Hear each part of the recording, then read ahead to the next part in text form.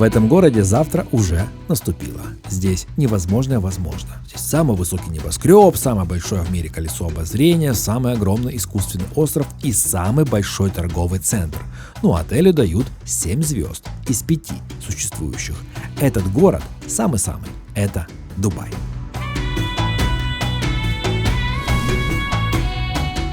Даже те, кто побывал в Эмирате 7-10 лет назад, уже не могут сказать «я видел Дубай». Потому как это место каждый день удивляет своими инновациями и, кажется, останавливаться не собирается. В 2024 году Дубай стал одним из самых популярных направлений в мире с рекордным количеством туристов – около 19 миллионов человек и, конечно же, иммигрантов.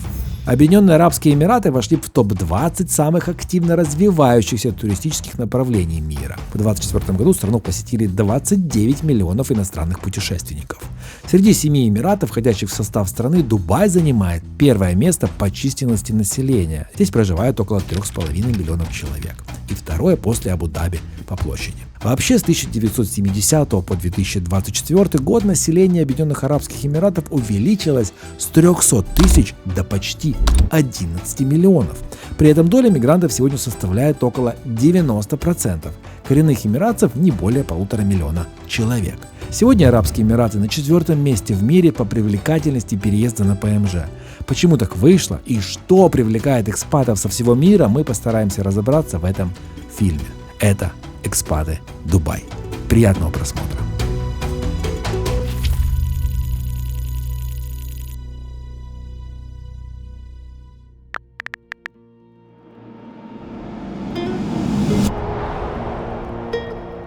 Начать наше знакомство с городом мы решили не с ультрасовременных небоскребов, а со старых районов с типичными арабскими улочками и колоритными восточными рынками. Знакомьтесь, это Татьяна. Живет в Дубае 16 лет. В далеком 2009-м прилетела сюда на отдых. Влюбилась в страну и в своего будущего мужа. И осталась здесь жить. Нас так смотрят. Смотрят. Вообще в Дубае со съемками не знаю, сложно. Я никогда не снимала, поэтому не могу тебе сказать. Но здесь все очень френдли. Да. Френдли? Но они френдли, они очень полайт, потому что в Дубае нельзя быть не полайт. Не полайт, потому что накажут.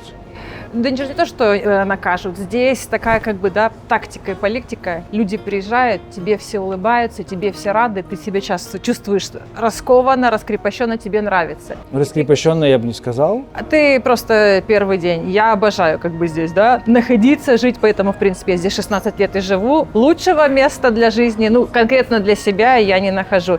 Ты когда начинаешь, ты ж много тоже путешествуешь в ту же самую Европу на границе, на таможне, тебя там обгавкают, так облают, особенно, допустим, в Польше у меня такое, то есть там говкуче, и я цапаюсь. Сюда ты приезжаешь, тебе бедный индус сразу бежит: мадам, давай твой чемодан, мадам. Тебе все таскают, тебе все делают, улыбаются. Ты себя здесь чувствуешь, особенно у меня мама 73 года, Советский Союз.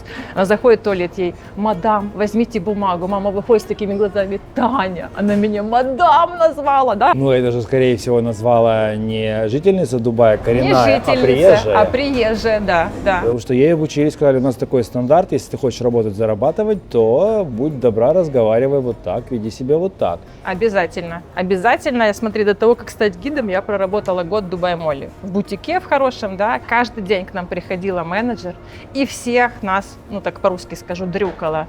Ты пришла на работу, месячный, не месячный, голова болит, тошнит. Ты пришла, ты должна улыбаться, гости, клиенты заходят, ты им: здравствуйте, это источаешь радушие, а свои проблемы ты оставляешь дома. Ты потом все равно, как там, допустим, европейцы, американцы, ты этим пропитываешься, мы здесь все равно такие, становимся полайт, такие вежливые, гостеприимные и, в принципе, улыбчивые. 360 дней в году солнечных, они нам помогают, быть всегда дружелюбными. Вышел на балкон рано утром, у тебя солнце светит, этот гормон радости, ты дышишь сразу, Таня идет на работу всегда рада. Это помогает здесь, радости. Я 2 ночи подряд просыпаюсь, и утром раз, солнышко вроде, вчера не очень солнышко, даже дождь был, наверное, шейк захотел. И смотрю, так, у меня 3-4 этаж, пыль, все в пыли. Это дымка? Дымка. То есть в целом у нас практически всегда имеется эта дымка, это испарение. Мы искусственный город, у нас ничего не растет, да, и все эти зеленые насаждения, ты видишь, у вас даже этот музей будущего, да, внизу у них вот эта вот зеленая площадочка. Каждый цветочек, каждая пальма, здесь само по себе ничего не растет, везде есть этот капельный полив. Вот, все, что полили, днем встает солнышко, и вот эта вот дымка, она практически всегда у нас в зимние месяцы меньше, а в течение жарких периодов эта дымка всегда есть. Вот это не пыль, и это там никакой не смог, заводов у нас не так много, да, это именно испарение. Вот здесь вот в этом ресторане висят фотографии, я так понимаю, это Дубай 50-70 лет назад, да. Чем прелестны вот такие вот аутентичные кафешки, ресторанчики? Ты только что приехал из модного района, как бы, да, центр города, DIFC, и ты заезжаешь сюда и можешь увидеть, как Дубай выглядел 50-70 лет назад. Маленькие улочки, лодки, на которых плавали, да, местные арабы, это были рыбаки, это были ловцы за жемчугом. Это сейчас они, как бы, да, такие вот ходят в своих белоснежных кондорах, улыбаются своими белоснежными улыбками, сувенирами, да, и чувствуют себя здесь как бы, ну, королями жизни. У них праздник жизни действительно. 50 лет назад это были беднейшие люди, поэтому им очень повезло, да, повезло в том плане, что здесь нашли нефть, и повезло в том плане, что у них очень мудрый шейх, да, как бы человек, который действительно достоин уважения не только местного населения, но и всех нас. К сожалению, дальше нам не разрешили снимать в этом ресторане. Вообще в Эмиратах действует запрет на фото и видеосъемку. Здесь нельзя просто сесть и снимать в общественных местах. Законом запрещено вести видеосъемку людей без их согласия, так как это может расцениваться вторжением в личную жизнь, которое карается штрафом и даже тюрьмой. В итоге нам пришлось переместиться в более безлюдное место.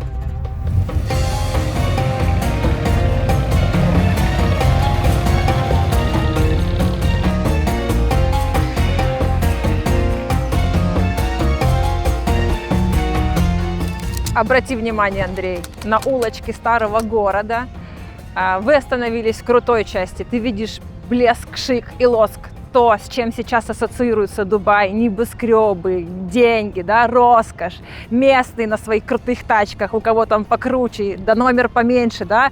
Номера, ты знаешь, у нас покупаются за бешеные деньги. Последний рекорд, буква П с цифрой 7, $15 миллионов. Самый дорогой номер, номерной знак в мире, да. А зачем? Rolls-Royce, на котором ездит этот номер, как бы уже не интересно. Это показать себя. То есть, как бы, когда ты видишь машину с одной цифрой, да, ты знаешь, это или шейхи, или очень богатые люди, которым не жалко потратить такие деньги. Это показать себя. Ты с этим номером можешь спать, ездить, кушать, сидеть в обнимку, фотографироваться, перевешивать с машины на машины. Это как твоя собственность, да, ты можешь делать все, что угодно. Вот. Но не такой Дубай был 50-100 лет назад. Он был вот таким, да, маленькие домики, которые были разбросаны вдоль двух сторон от канала, на котором мы сейчас находимся, да, Дубай-Крик. Люди, которые были побогаче, это шейхи, это торговцы, которые держали лавки, да, они жили в таких вот домиках из ракушечника. Но не все люди были богатыми, да. Основная часть населения – это обычный народ, люди, которые жили в простых шалашиках, да, по-нашему, домики из пальмовых веточек, барашти или ариши. Население Дубая 100 лет назад составляло всего 10 тысяч человек, и площадь города была 3 километра. Вокруг была пустыня. Вот это была главная, да, жизнь города. По этому каналу сюда заходили корабли и привозили с собой хотя бы какие-то грузы, да. Денег здесь не было. Долгое время здесь не было никакой валюты, у людей был товарообмен. И еще 100 лет назад, и еще 70 лет назад валюта дирхам, которую мы сейчас знаем, стабильная, да, которая жесткую привязку имеет к доллару, она появилась в 1873 году. До этого, ну, менялись, да, здесь был товарообмен. Ничего не росло, ничего не производилось. Жемчуг – это был основной промысел в этом регионе. Поэтому в летние месяца, когда наиболее была прогретая водичка, да, корабли выходили в воды Персидского залива, ловился этот жемчуг. Естественно, что ловля жемчуга, она была связана с чем? С риском для жизни, потому что не набрал достаточно воздуха, не вовремя выплыл, на поверхности был труп, да, и в какой-то определенный момент у нас получается, что умные японцы начинают что? Культивировать жемчуг. Рынок жемчуга провалился, он обвалился. То есть в таких количествах по тем деньгам жемчуг уже не покупали. И в этот момент становится такая вот дилемма. На одну чашу весов они поставили человеческие жизни, на другую прибыль. Человеческие жизни перевесили. То есть здесь пришел закат вот этой вот эпохи, да, времени жемчуга. Уходит жемчуг из этого региона, но потихонечку, да, в этом регионе начинают искать месторождение нефти. Надо сказать о том, что здесь... Местные или британцы, американцы приехали? Нет. Конкретно Дубай подписал договор с иракской фирмой, которая была под британским управлением, да, вот, и здесь начинают потихонечку искать нефть. Вообще вот эта вот ситуация, которая сложилась в том же самом Дубае, да, и в наших Эмиратах, она характерна для всех стран Персидского залива. То есть долгое время, 200 лет практически, да, здесь находились британцы. У Британии проходили торговые пути, тот самый шелковый путь, да, им было выгодно провозить свои товары, это шелка, это ткани, это специи, да, благовония, через страны Персидского залива. Время пиратов, да, мы все помним, поэтому местное население нападало и грабило британские суда, вот, и Британия просто-напросто в один момент совершила стремительную такую, да, атаку, и порядка 300 судов, Рас Аль-Хайм, это был самый крупный, самый мощный эмират, да, были просто разбиты в пух и в прах, и Британия вынудила местное население подписать договор, да. Вы не лезете к нам, мы работаем, проходят у нас тут торговые пути, а мы выставляем свои войска, и страны Персидского залива находятся под нашей, под нашим покровительством, то есть сюда никто не сунет свой нос. 1968 год, такой вот знаковый год для страны в целом, да, потому что Британия говорит, что через 3 года здесь ни одного солдата британского не будет стоять. И именно в это время было принято решение о том, что мы будем создавать страну, да. Шейх Заид, абу-дабский великий шейх, его называют Father of the Nation, человек, которого здесь боготворят и любят, он принимает решение, что нам надо объединяться. Маленькие рыбацкие деревушки, да, огромное количество маленьких вот этих вот городочков, получается, да, портовых. Шейх Заид начинает им объяснять: ребята, у нас один язык, у нас одна культура, у нас одна религия, да, у нас один менталитет. Давайте же будем вместе. Его старания увенчались успехом. 2 декабря 1971 года, недалеко, кстати, от того места, где мы находимся, был подписан договор об образовании Арабских Эмиратов. Уже на то время нефть здесь была найдена, да, то есть Дубаю улыбнулась удача в 1966 году. И несмотря на то, что до сих пор многие, допустим, мои клиенты, да, и люди в целом думают, что Дубай такой крутой, потому что у вас нефть есть. В Дубае давным-давно нет нефти. Она закончилась еще в начале 2000-х годов. То есть ту же самую Бурдж-Халифу уже достраивали без нефтяных денег. Да? 1% от общего найденного количества нефти – это богатство Дубая. Да? 66-й год и к 2000-м, началу 2000-х годов вся эта нефть закончилась. Но мудрость шейхов заключалась в том, что они смогли проинвестировать, да, эти деньги, они смогли найти им правильное применение и сделать такой вот плавный, даже не плавный, резкий старт, да, в 2000-х годах Дубай выстрелил. Справа, слева, везде все слышали, тут у нас острова, тут самый крутой отель в мире «Парус», да, тут самая высокая башня.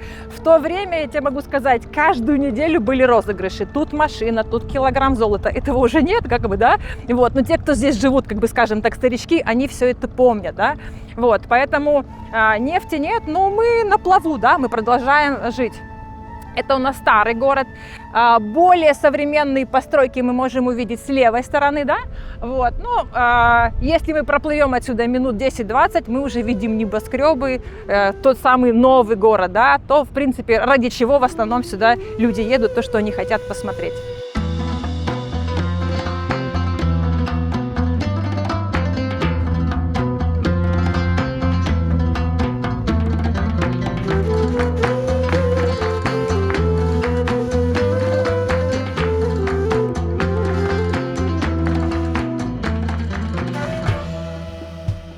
Это Кайт-Бич, единственный естественный пляж в Дубае.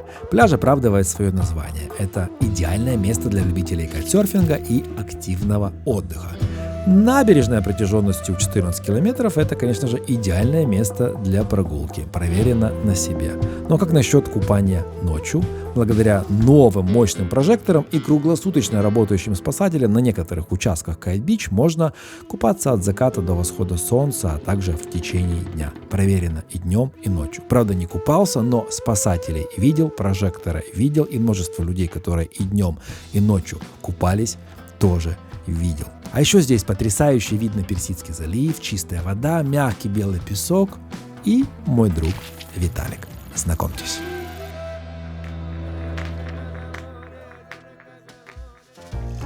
Мы с тобой здесь садимся, ты говоришь: слушай, а это вдруг что, а если нас депортируют, мы с тобой снимаем, а вдруг там кто-нибудь Тебе идет? потому что уезжать, а мне потому что здесь жить.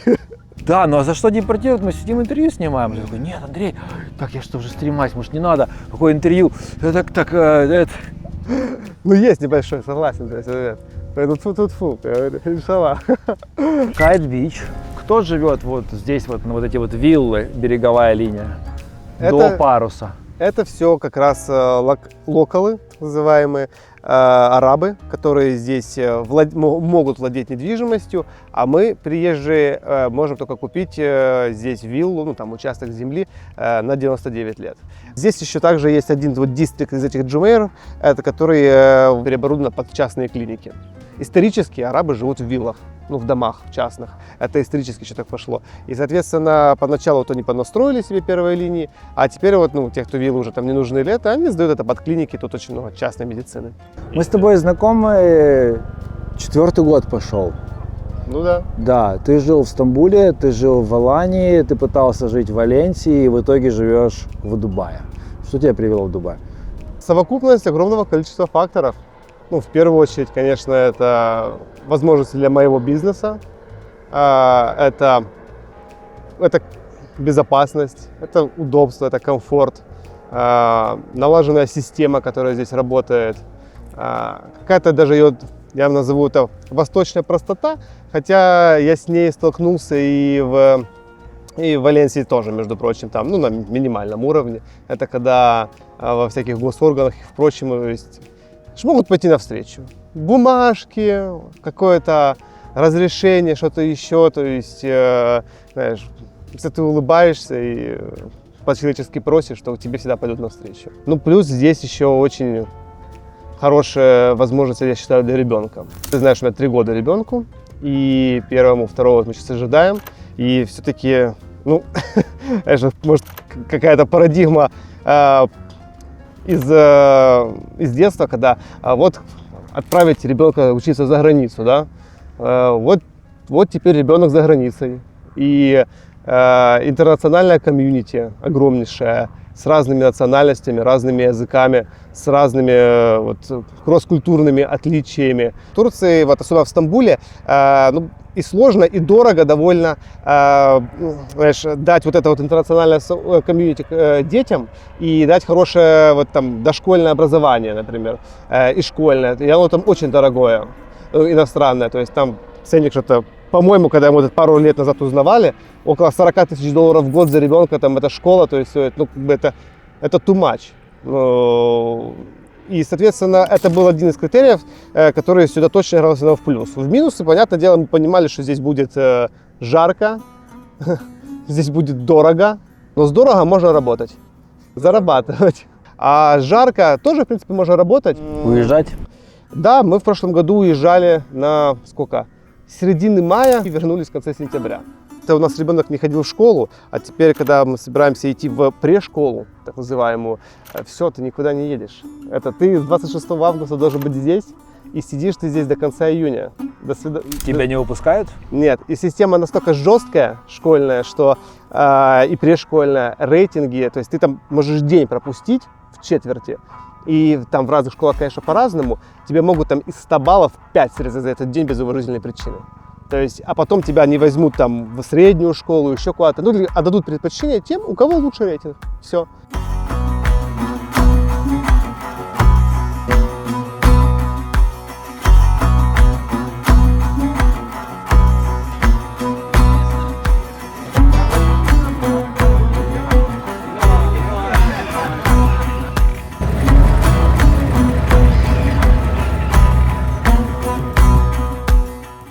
нашли нефть, стали богатыми, были деньги, смогли, я так понимаю, эти деньги правильно проинвестировать в то, чтобы в долгую играть. Поняли, что, наверное, запасы нефти не такие большие. Им это сразу сказали. Ребята, 40 лет это потолок, после этого нефть закончится. Вот самый огромный плюс в этой стране, то, что нету здесь вот этой вот мнимой демократии, да, то есть как бы здесь власть передается по наследству. Не от папы к сыну, но как бы идет по династии, да.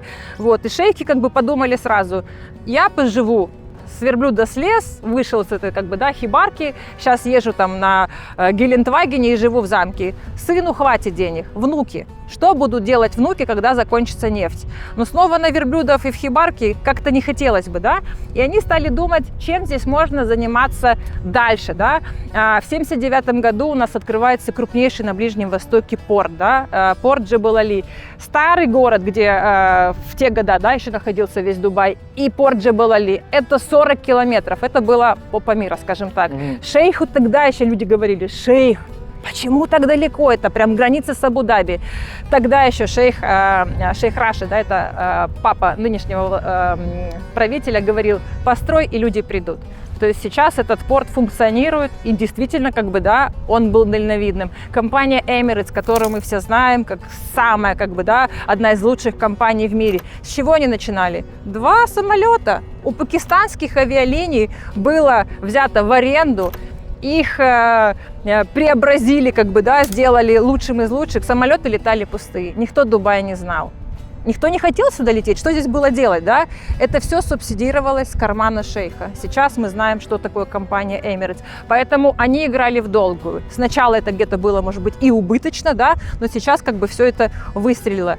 В какой-то из годов молодой еще шейх Мухаммед прогуливался по улицам старого города, да, и он увидел кого туристов и подошел к ним и спросил, ребята, что вам надо в Дубае, что вы здесь ищете? Они ему сказали, солнце и море, то, чего нам не хватает, да, все знают по зиме, где это так красиво, ну, кроме Азии, да, спокойно, с понятной кухней, не отравишься, недалеко лететь, как бы, да, лояльно здесь все очень, там, привози деньги, ну, в принципе, делай, что хочешь. Это, конечно же, Дубай. То есть тогда он уже задумался, действительно, море есть, солнце есть, почему бы сюда не привлекать туристов, да? Единственный, как бы, минус и загвоздка было легенды, замки. У нас здесь этого ничего нет. Мы прошлись по старому городу. Истории, традиции.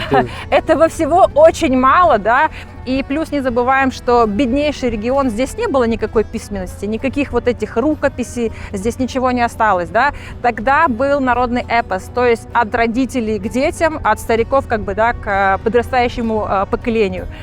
Шейх подумал, не проблема, да, как бы шейх Мухаммед известен своим нестандартным решением, да, не своим стандартным умом и тем, что в его лексиконе отсутствует слово «нет». Он обычно говорит, а почему нет, да, рамки все у нас в голове, ну, это действительно так. Вот, поэтому шейх решил, да мы будем новизной брать, да, у вас у всех старое, но мы такого здесь наколбасим, что вы будете приезжать и открывать свои рты. Давайте строим здание, которое должно впечатлить весь мир. Самый дорогой отель в мире, да, который даже не 5-звездочный, сами себе 7 звезд как бы нарисовали, да, сами как бы всех и удивляем.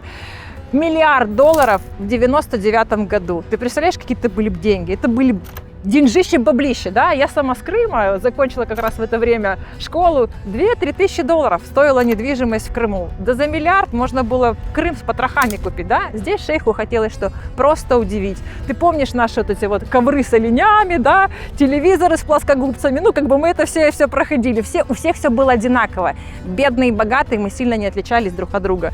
Сюда люди приезжают, двухуровневые номера, 178 квадратов против наших, да, этих коммуналок. Ну, конечно же, как бы был вау-эффект, да, вот. И он, как в 99 году начался, он не продолжает останавливаться.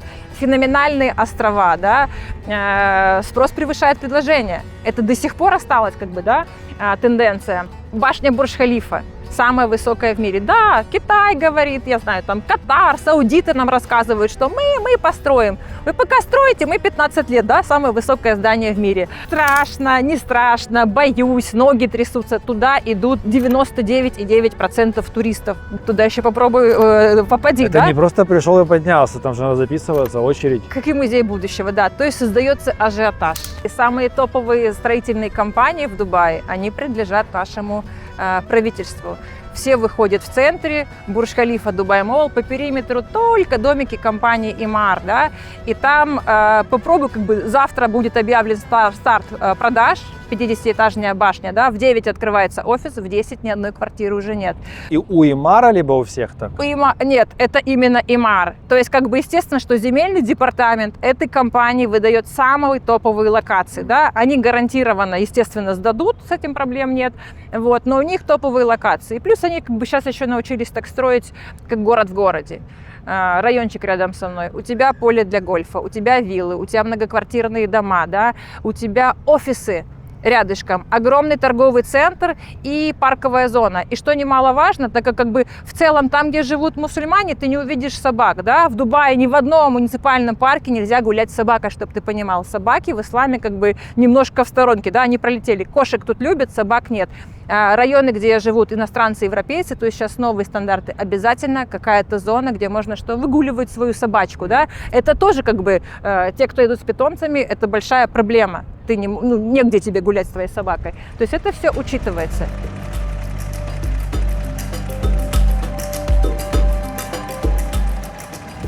Мне кажется, настало время расставить немножко точки над «и». Те, кто меня смотрит давно, знают, что я люблю снимать, снимаю качественно и трачу очень много времени на съемки деталей, на съемки так называемых би-роллов и так далее. Люблю передавать атмосферу, шум города. Вот. Есть пару нюансов. Нюанс первый. В Дубае снимать сложно. Когда-то я договаривался лет 5 назад о съемках в Дубае с одним агентством, которое работает с Министерством туризма. Мы договорились, и мне сказали: Андрей, да, можно будет снимать, мы договоримся. Вот, можно будет ходить с камерой, со штативами, с триподами, со всеми стабилизаторами по улицам. Не проблема. Вот в тех местах, где мы разрешим, можно будет снимать, но ты должен будешь нам показать все, что ты снял, и все, что ты собираешься показывать в YouTube. Я говорю: благодарю, я так не работаю, я таким кремом намажусь. Вот. Ну и прошло время, и Дубай я не снимал. Очень много раз меня приглашали, и так, и так, и так, и так, и так, пока в какой-то момент Вера из Air Media приглашает меня на конференцию. Огромную конференцию. Как оказывается, конференция самая топовая для контент-креаторов, фильммейкеров и вообще тех, кто в YouTube, не в YouTube, на всех социальных платформах, называется Billion Followers Summit. Я такой: лететь не лететь, думаю, зачем мне это? А меня приглашают туда в панель, возможно, выступить, рассказать о своем опыте, пообщаться с другими большими очень блогерами, у всех там, ну, в общем, короче говоря, все вместе, вот там 1 миллиард подписчиков. Я такой думаю, ну ладно, полечу, интересно. Прилетел, нифига себе, такой масштаб. А я в Дубае не был 5 лет. Такой масштаб, столько людей, известности такие. И там мама Илона Маска прилетела выступать. И какие-то блогеры, ничего себе, кто это? Потом и там Такер Карлсон какой-то выступает. И еще кто-то такой: ничего себе, вот это мероприятие. Мне было вообще не до этого. Я себе летаю, снимаю, интервьюирую людей. И вот тут наконец-то тебя позвали рассказать о чем-то. Ну, я и приехал, и с удовольствием там рассказал. Кто-то послушал, кому-то стало интересно, новые контакты, полезное знакомство. Ну, в общем, не зря слетал. Ну и, как всегда, взял с собой вот эту камеру, это Lumix GH7. Кстати, скоро перейду, скорее всего, на Lumix S1 Mark II. Вот, возможно, выйдет, и я на нее перейду. Вот. Взял с собой эту камеру, купил на месте еще Osmo DJI Pocket 3 Creator Combo, который можно легко снимать, и начал снимать. И тут у меня вот семья захотела прогуляться с гидом, с Таней, с которой мы вот сейчас гуляем. Тут и Виталик, мой друг, говорит: пойдем, я тебе покажу свой Дубай. Ну, в общем, я не сдержался и снял в том числе это видео, благодаря тому, что случайно прилетел на Billion Followers Summit. Но случайности, они всегда не случайны, поэтому и это видео. Я вот думал на свой другой канал выпустить, а потом послушал Таню, послушал Виталика, так интересно, так живо, так по-настоящему. Думаю, нет, будет вот здесь вот на моем travel-канале, где вы сейчас его и смотрите. И если смотрите, вам интересно, ну, я надеюсь, вам будет еще интересно, нажмите паузу. Перейдите, напишите комментарий, скажите: Андрей, благодарю, подпишитесь на канал, если еще не подписаны, продолжайте смотреть дальше. А я сегодня еще вечером еду читать лекцию по позиционированию на 16-м потоке уже комплексного курса по интернет-маркетингу.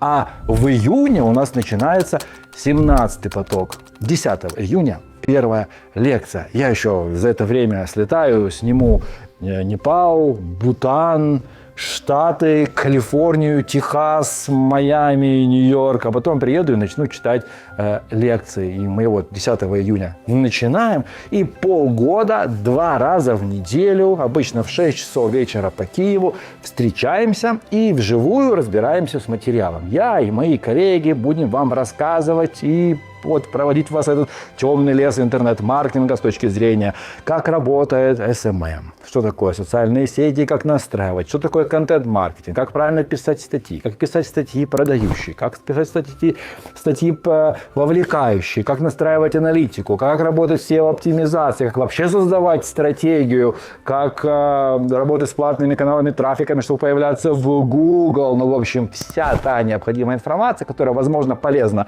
вам, вашему будущему бизнесу, либо вам, как будущим маркетологам, работающим из любой точки мира.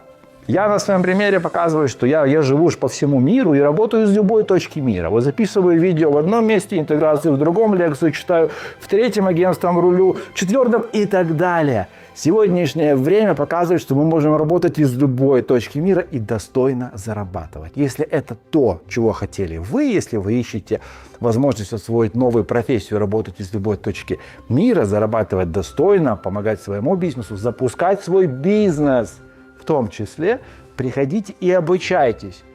У нас нет синей таблетки, у нас нужно учиться. Обязательно учиться, проходить лекции, практика. Да, мы отвечаем на вопросы.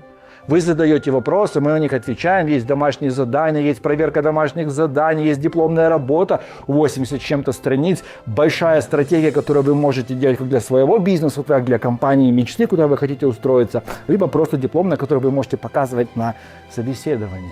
У нас нужно учиться, у нас нужно разбираться. Но вы выходите маркетологом, который, совсем по-другому меняется весь мир. Так вот, 10 июня у нас начинается 17-й поток. На сегодняшний день у нас уже обучилось 3910 человек. Приходите, будьте 3911, 12, тем, кто осваивает, разбирается и воплощает это в жизнь, а не просто пришел, послушал курс и так далее. Скажите, что вы от Андрея, и вам еще сделают специальные выгодные условия. Кто раньше приходит, у того стоимость ниже. Кто ближе к запуску потока, там стоимость немножко меняется. Поэтому зарезервируйте себе место сегодня. Ну а если вашему бизнесу уже сегодня необходима помощь с SMM, SEO-оптимизацией, платными каналами трафика, настройкой аналитики, глобальной общей стратегии, как это все связать в интернет-маркетинге, продвигать, переходите в агентство Para Agency, это тоже один из моих бизнесов. С удовольствием поможем все вам разработать вместе. Единственное, что мы ждем осознанных клиентов, которые понимают, как это работает, хотя бы немного мы вас обучим, если надо. Ценят работу и не говорят: вот у меня ничего нет, я хочу запустить продукт, сделайте мне продукт, сделайте рекламу, и денег я вам еще не дам, и платить вам не хочу. Нет, такие не приходите. Приходите те, кто понимает ценность, готов вовлекаться и хочет, чтобы его бизнес рос вместе с ним, и в том числе с агентством, которое помогает. Все детали есть в описании к видео. Школа цифровых навыков Para. Давай разберемся вместе.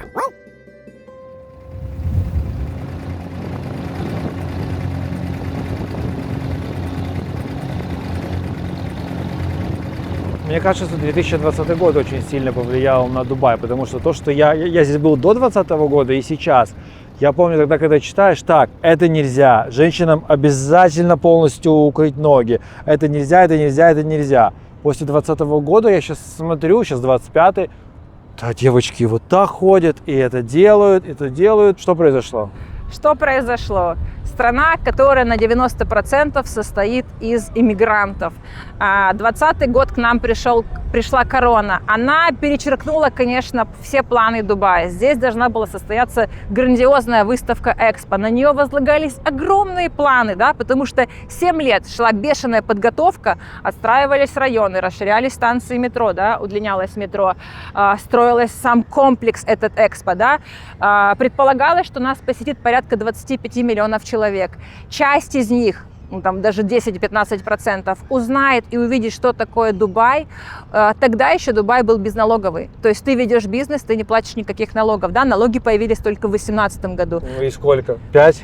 5, сейчас 9 и повышают с этого года, но не для всех, да, вот, в любом случае это не 50 и не 40, как, допустим, в той же самой Европе.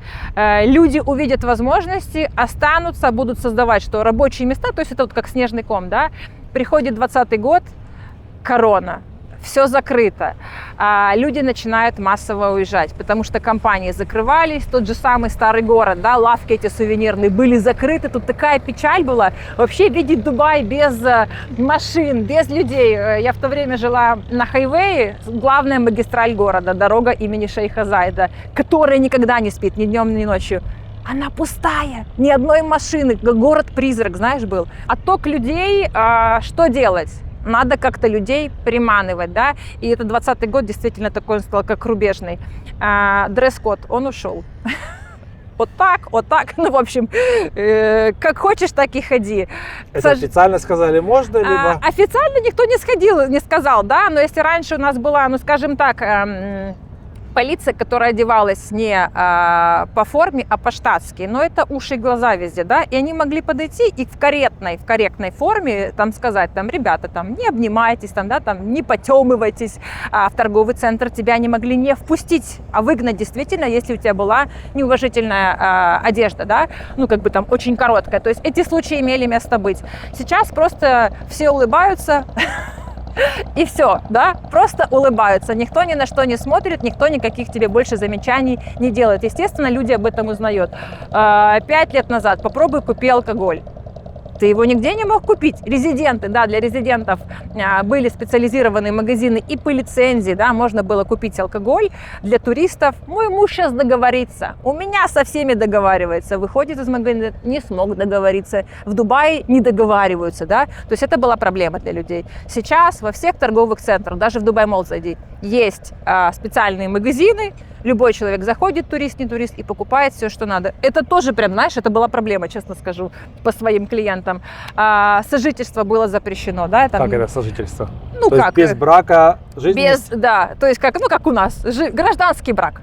Вот, не дай бог вас там где-то на какой-то партии, на тусовке, на яхте подловят на горяченьком, это тюрьма.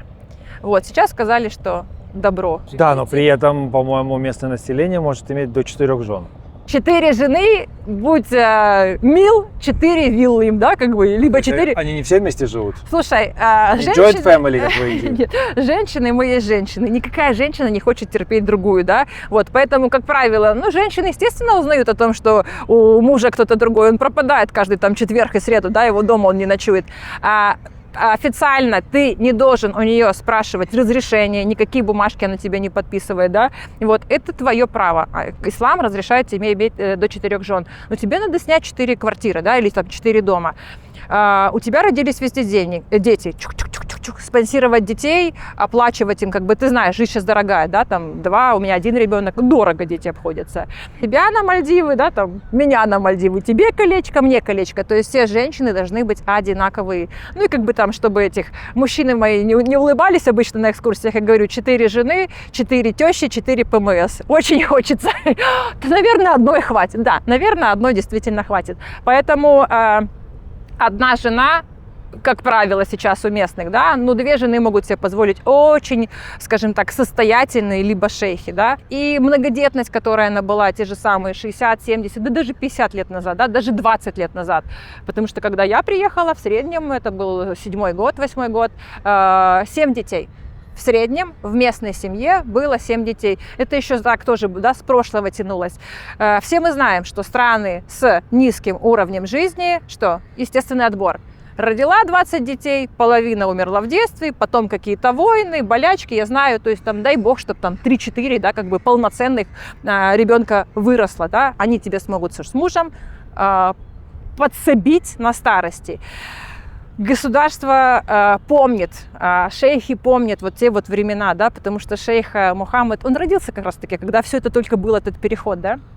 Вот, поэтому для местных создается, что очень такая благополучная база. Это где-то палка двух концов, я тебе так скажу, да, потому что им настолько мягко стелят, что где-то местные, конечно, что ножки свесили. Бесплатное образование для детей, да, это их бонус. Все мы иностранцы можем обучать своих детей только в частных школах. Ценник начинается примерно от 4-5 тысяч долларов в год и заканчивается там 30-35, это самые дорогие школы. Институты от 16 тысяч долларов в год. Но у тебя 2-3 ребенка, считай, сколько это тебе когда будет выходить.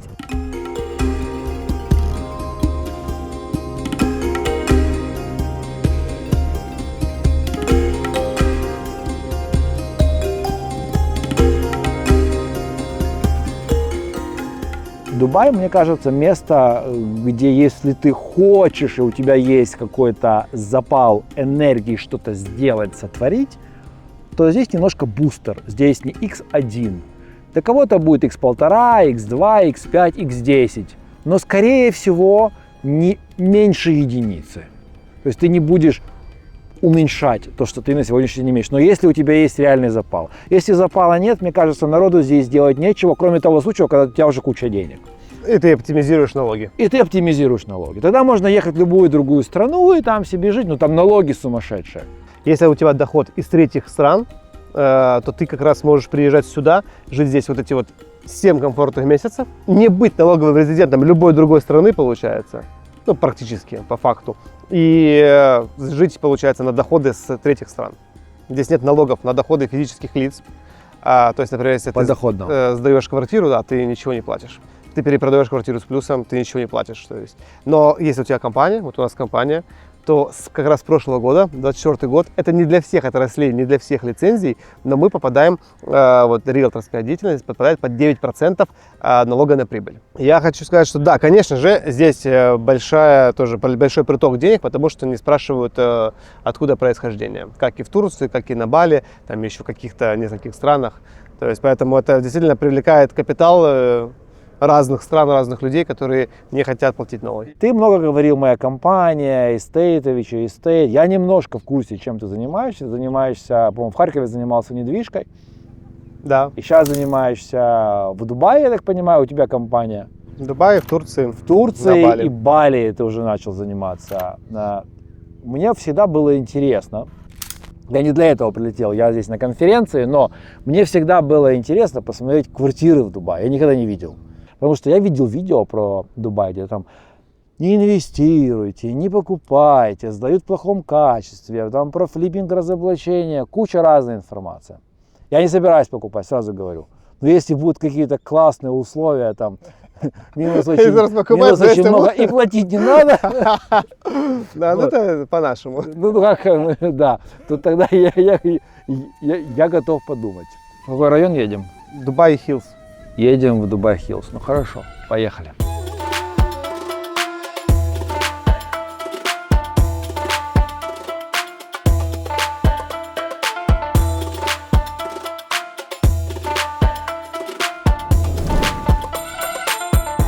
Угощаемся карак-чаем, местный напиток, который обожают все жители местные и резиденты, старенькие резиденты, мы тоже любим этот чай. Конечно же, на культуру Арабских Эмиратов очень сильно повлияла Индия, ближайшая. ಪಾನಿಪುರಿ ದಹಿಪುರಿ ಮೇಲ್ಪುರಿ ಇಡ್ಲಿ ಸಾಂಬಾರ್ ವಡೆ ಸಾಂಬಾರ್ ದೋಸೆ ಮಸಾಲ ದೋಸೆ ಅಂಡ ದೋಸೆ ಹೊಂಡ ದೋಸೆ ಒಣಿ ದೋಸೆ ಮಸಾಲೆ ದೋಸೆ ಆಲ್ಶಾಬ್ restaurant ಬರ್ದು by number 1 try one piece try sample free sample no money try my friends come try juice fresh juice mango juice avocado juice apple juice orange juice try my friends, one piece try. Процентов 60 нашего населения – это, конечно же, индусы. И именно они очень сильно повлияли на культуру, на кухню, да, ну и где-то на менталитет местного населения. То есть то, что я предлагаю попробовать, это карак-ти. Зайдет, не зайдет, тебе не знаю. Масала, скорее всего, масала чай. Он делается с кардамоновым молоком и со специями. То есть вот таких вот недорогих магазинчиков, которые держат индусы, он стоит 1 дирхам. Это примерно 30 американских центов. На заправках, в кафе цена будет в 5-6 раз больше.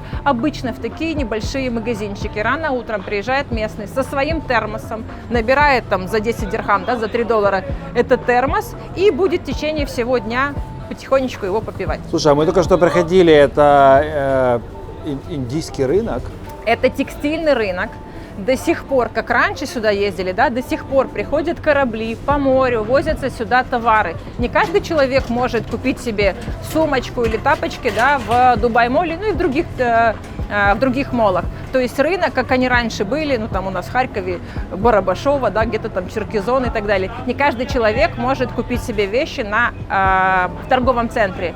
Огромный процент вот этих вот работяг, товарищи со строек, да, доставщики еды, я знаю, заправщики. У них зарплата, чтобы ты понимал, $250-270 в месяц.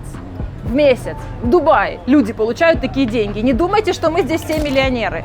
Как они живут? Они еще отправляют домой, я тебе больше скажу. То есть они живут в таких вот, ну можно сказать, как бараках, по 10 человек в комнате.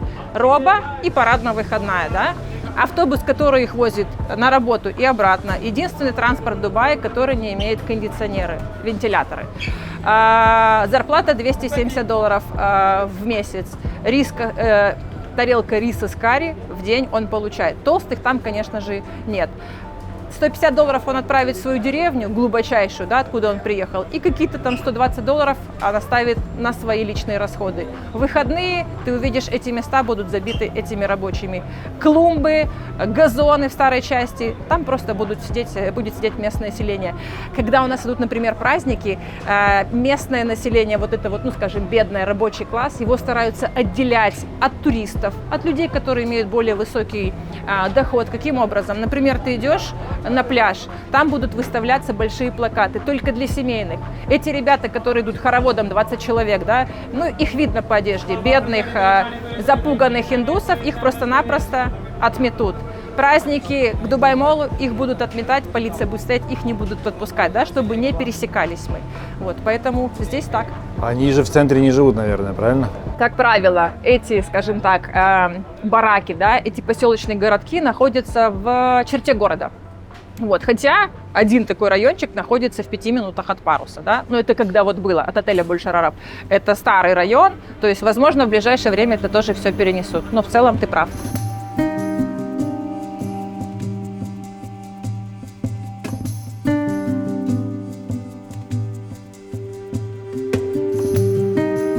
Большая часть трудовых мигрантов заняты низкоквалифицированным трудом. Работой на стройке, уборкой, мытьем посуды и тому подобное. При этом за представителями разных стран закрепились профессии по отраслям. На стройках в основном работают мигранты из Индии и Пакистана. Они спокойно уживаются между собой, несмотря на давний конфликт между их государствами. Необходимость зарабатывать деньги для семей и строгие законы – лучший стимул для мирного сосуществования. А филиппинок чаще всего нанимают в качестве домработниц. Но самое интересное – это зарплаты. Если говорить о конкретных цифрах, то более 60% мигрантов получают меньше $1360 США в месяц.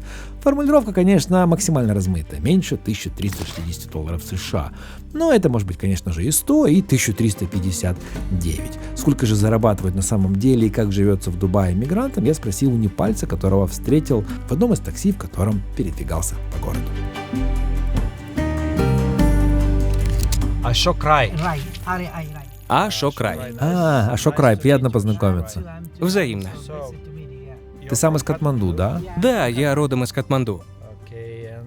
Давно здесь живешь? Уже 10 лет. Переехал в Дубай в 2015 году, 17 сентября. До этого 3 года жил в Абу-Даби, а потом решил переехать в Дубай. И вот уже 7 лет тут. Хорошо. А почему Дубай? Причин много, но основная — я хотел поддержать семью финансово. И сейчас, собственно, продолжаю это делать. На самом деле, я очень рад, что могу хоть как-то облегчить им жизнь.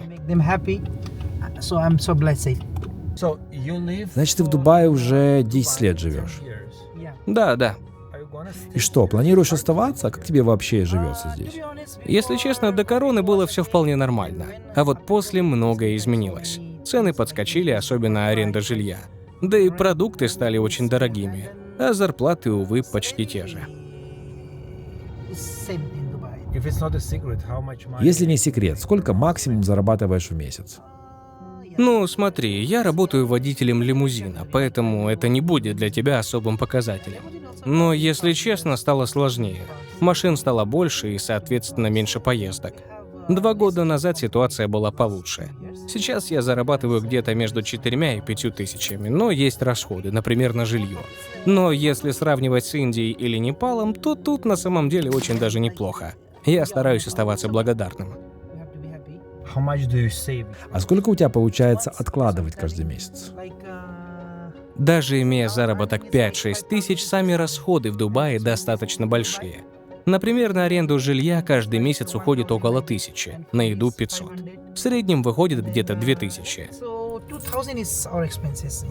Если жить скромно, без клубов, вечеринок и лишних трат, то этих 2000 хватит, чтобы нормально существовать. То есть ты можешь откладывать пару тысяч и еще родным что-то отправлять.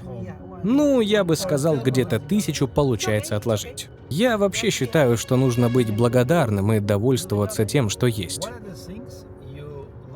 Что тебе нравится в Дубае и что не нравится? В целом, Дубай — отличный город. Здесь очень безопасно, люди доброжелательные, всегда готовы помочь. Полиция работает хорошо, на улицах спокойно, чувствуешь себя уверенно. Но вот что напрягает, так это расходы. Особенно за последний год. Все стало сильно дороже.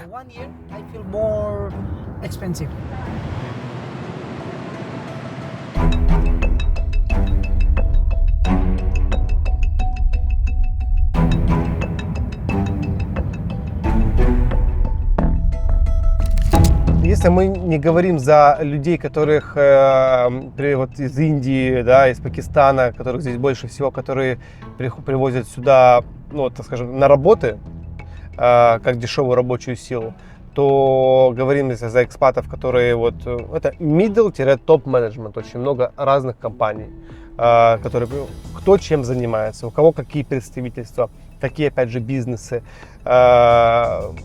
То есть, потому что здесь многие все равно открывают, знаешь, еще там важно открыть, не то, что важно, а вот в Дубае тоже считается, так как здесь много богатых людей, все равно есть кому продавать, то здесь открывают многие компании как минимум свои представительства. Это последние, там, я сказал бы, наверное, 5 лет, они сильно прям, и с каждым годом все сильнее. Ты даже сам только что рассказывал, что вот блогерам предлагают, да, инфлюенсерам визы, давать, чтобы сюда люди переезжали. То есть, ну, такое есть, правильно? Они как бы начали это очень массово сейчас еще популяризировать, чтобы еще больше приток людей сделать. Кто эти люди? Ну, вот, например, на детской площадке много дистанционщиков, сразу скажу, и много, вот, например, людей, которые могут работать, как мы с тобой уже говорили на Кайт-Биче, которые могут выезжать на несколько месяцев. К примеру, вот интересный кейс, это на детской площадке познакомились, чувак из Нидерландов работает в авиакомпании в частных перелетах. И я тоже у него спрашивал, как ты летом здесь живешь? Ну, то есть, потому что я тогда только приехал, и вот мы с ним познакомились. И он говорит, а у нас в компании разрешается там на 3-3,5 месяца, там, ну, когда как, реально отсюда выезжать. Ну, то есть со всей семьей, то есть все понимают, что очень сложно находиться, что, опять же, у европейцев большая связь там с домом там, и так далее. Плюс многие топ-менеджеры или, ну, знаешь, тут, наверное, сложно сказать, это топ, middle, то все зависит от компании. Но, наверное, если у тебя доход там уже от 100 тысяч евро в год, то многие, те, кто имеют такой доход, они уже сюда задумываются переезжать, потому что, ну, все-таки налогообложения нет. Потому что ты можешь получать, жить здесь, и ты можешь оставлять все деньги себе. Сейчас из Европы большой отток. Я вот там на теннисном турнире играл, и чувак с Франции со мной играл, и молодой, ему там 24-25. Я говорю, что ты здесь делаешь? Он говорит, ну как, здесь потому что все развивается, все несется, во Франции все уже остановилось, все уже все приехали. Плюс, говорит, я не готов платить столько налогов. Это реальность, но здесь многие сидят по этой причине. Либо те, кто, вот, например, в Лондоне с этого года же отменяют non-dom статус. Да. Сюда уже задумались многие приехать. Объясни, что такое non-dom статус. Non-dom статус, это когда ты мог жить раньше вот, в Лондоне, либо в таких странах, там, как Сингапур, да, по-моему, обладает, Кипр, там, Португалия, да, то есть где ты можешь не платить налоги на дивиденды, полученные в других странах. У меня тоже здесь был разрыв шаблона просто, вот, я помню, я захожу в квартиру, которая стоит в аренду почти $1 миллион в год. В аренду.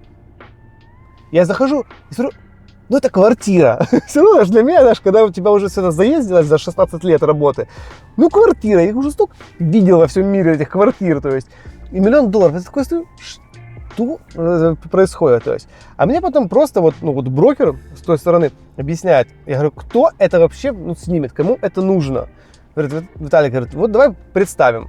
У человека есть крупный бизнес. Он там имеет 20-30 миллионов долларов хотя бы чистой прибыли в год. Если он живет в Европе, ему это обходится примерно 45-50% он там оставляет на налоги. Он снимает здесь квартиру, то есть это сколько? 10-15 миллионов он оставляет там. 8, может быть, окей.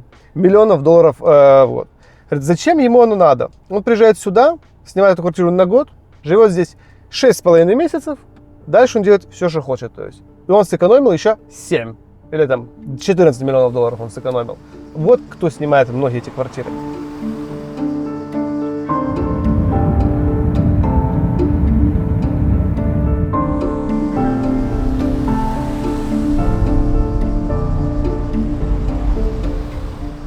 Да, конечно же, местные арабы вчера еще ловили рыбу, да, и, как я говорю шутливо, они крутили верблюдам еще хвосты, грубо говоря, 50 лет назад, и в одночасье они стали богатыми людьми. То есть, конечно же, какая-то там, допустим, культура, она прививается, годами, десятилетиями и веками, да, то есть, да, у нас есть театры, да, у нас есть там Дубайская опера, все равно это больше иностранцы ходят, да, я ходила на последний концерт, честно, одно русскоговорящее население, да, и европейцы, если там был оперный певец, я там ни одного араба не увидела. Все-таки это не их культура. Но мы с вами только что были в арабском чудесном ресторане, да, и что вы все заметили? Порции большие, да, то есть в этой семье, в этой стране культ еды. Это то, что здесь умели раньше делать, да, и то, что как бы делают и здесь, и до сих пор. То есть они очень любят покушать, и причем покушать вкусно, да. У нас буквально через месяц стартует, что Рамадан. Это особый месяц в жизни, да, мусульман, когда вся страна переходит немножко на другой образ жизни, да, и приезжает, допустим, вот мы про 20-й год заговорили, приезжая, например, 5-6 лет назад, ты бы чувствовал себя в этот месяц ущемленным, тебе бы было очень тяжело. Почему? Потому что жизнь менялась так, чтобы это было удобно не только местному, но мусульманскому населению. То есть, как бы у нас до заката были закрыты рестораны все, нигде не играла музыка, да, целый месяц не продавался нигде алкоголь. Вот, страдали там бабочки, да, и так далее, потому что не было у них бизнеса. Бабочки, в смысле, ночные? В смысле, да. Вот, то есть такой был жесткий месяц. Ты приезжаешь, как бы, да, хочешь, допустим, на улице жарко, попить воды, элементарно перекусить. Нельзя, да, то есть тебе подойдет охранник и скажет, что этого делать нельзя. Конечно, это было некомфортно, конечно, это было неудобно, и люди в эти месяцы обычно не ездили. Для населения, которое здесь живет, да, образ жизни тоже менялся. Мои там знакомые, допустим, кто не мусульмане, они любят Рамадан сейчас. Почему? Страна переходит на 6-часовой рабочий день. Для всех, да? И для мусульман, и для немусульман. И вот как раз-таки вот эти вот последние 3-4 года они настолько все сделали лояльно, поэтапно, да, что сейчас месяц Рамадан и обычный месяц не отличаются ничем. Алкоголь продается, кафе, рестораны открыты, музыка играет, на пляже в купальниках все ходят, Дубай-Марина, ну, как бы лифчики и трусы вы видели, как ходили, как бы, да, и в Рамадан точно так же будут ходить. То есть все стало более лояльно. В стране поменялась рабочая неделя, да, с 22 года вся страна перешла на другой график работы. То есть мусульманские, ну, скажем так, практикующие, действующие страны, у них всегда выходной пятница и суббота. В пятницу все мужчины, мусульмане обязаны пойти в мечеть, прослушать как бы проповедь, да, хутба она называется, вот, и этот день всегда был выходным днем в этой стране. В 22 году шейх Халифа меняет правила и говорит, что неделя у нас начинается в понедельник и заканчивается в пятницу. Я разговаривала, допустим, с местной женщиной, и она, во-первых, для меня это тоже было шоком. Как пятница? Это многовековые традиции. Пятница, семейный день для всех арабов, для всех мусульман, как бы, да, в этой стране, и местные, и не местные. Я сама в свое время в пятницу всегда ходила к семье своего бывшего мужа, да, то есть как бы мусульмане, собраться вместе, провести в кругу семьи этот день. Для местного населения пятницу они, скажем так, сделали наполовинку рабочей. Они работают с 7 утра утра до 11:30 и уходит домой, да, и больше не возвращается. Но все равно это не полноценный выходной день. То есть мне местные говорят, ну, это всегда был семейным днем. Сейчас это как бы мы все равно выходим на работу. То есть им это не нравится, но, естественно, никто не будет, ничего как бы говорить, да.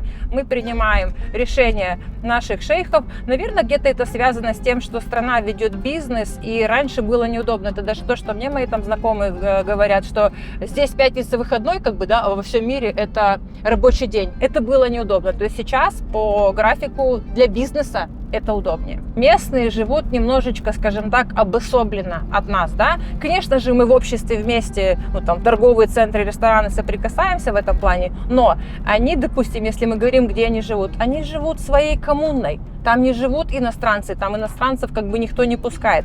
То есть, смотрите, одна из таких наверное, самых жирных и приятных, да, опций, которая дается государству для местных арабов при заключении первого брака местной семье, новой ячейки общества. Там мальчик как бы, да, должен быть местным гражданином, имеется в виду.